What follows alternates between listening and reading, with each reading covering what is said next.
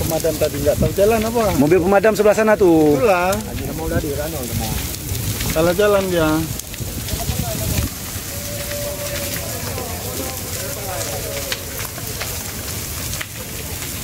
Tangan.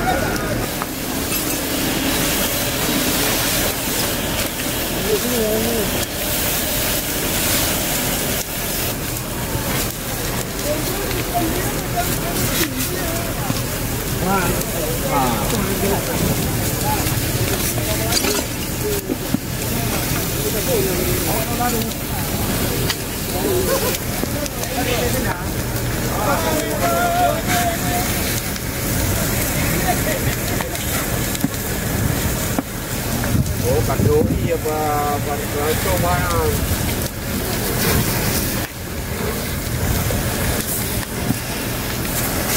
Ini kemana untuk lokasi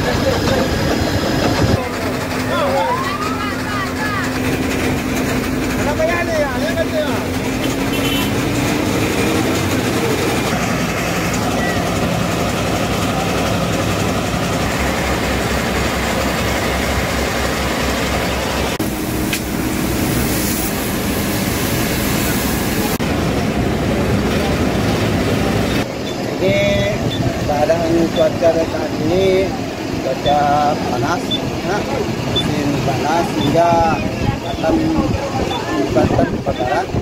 Salah satunya hari ini yang terbakar hari ini adalah ban. Bahan itu sangat membahayakan apalagi di lingkungan masyarakat. Jadi kita lihat bersama rumah-rumah masyarakat di sebelah sana lebih dekat sehingga sangat rawan untuk kebakaran yang lebih besar. Maka oleh karenanya kami menghimbau kepada seluruh lapisan masyarakat tidak membakar sampah sembarangan, ya, yang akan mengakibatkan fatal sehingga terjadinya kebakaran yang lebih besar. Jelajahi cara baru mendapatkan informasi. Download Metro TV Extend sekarang.